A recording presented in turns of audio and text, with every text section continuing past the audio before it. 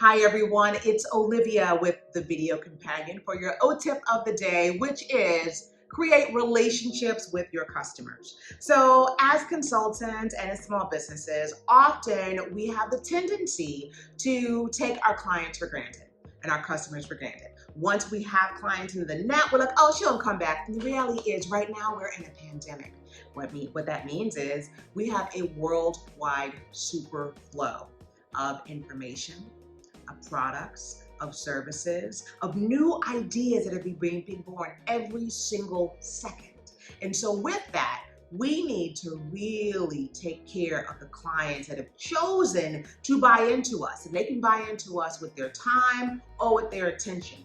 Competition is super steep right now, right? So when you think about what it takes to make someone become aware of you, actually consider you, then convert to buy your product. When they convert, when they hit that third rung of the marketing funnel, I'll show you in a moment, you want to keep them. You want to make them loyal to you and advocates of you. Any of you guys could Google this marketing funnel, very simple: awareness, consideration, conversion, loyalty, and advocacy. But if you look here at the widest expanse of the marketing funnel, it's awareness. Let's say you've got 10 out of 10 people that have become aware of you, right? You spent the money, you spent the time, they've become aware of you. Then when it gets into the consideration phase, you've got about a 20-30% drop off. You look at that conversion, that's like 3 or 4 out of the 10 that have actually taken the step to buy from you. So you want to keep them. You look at the loyalty and the advocacy, it gets much, much smaller. So I want us just to, if you have one client, pay attention to that one client.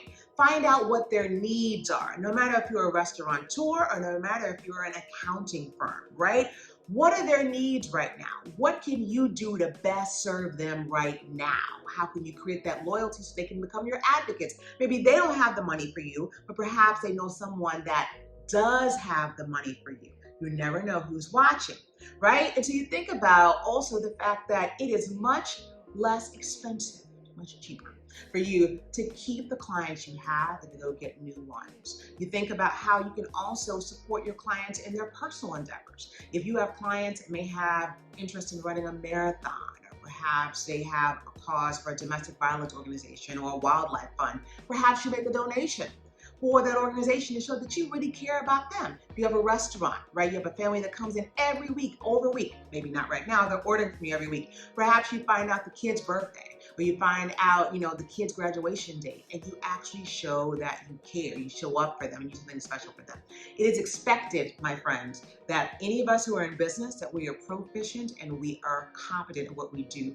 That is no longer enough. Creating a relationship is going to be the difference maker for you. The last thing I'll share is, as a teacher at NYU, my students this semester were going through a pandemic. They were in New York City. I've got about 95% of my students that are international, and most of them are from China. I could not dare just go into the lesson each week and be like, okay, let's talk about marketing concepts. I had to ask them each week, how are you doing?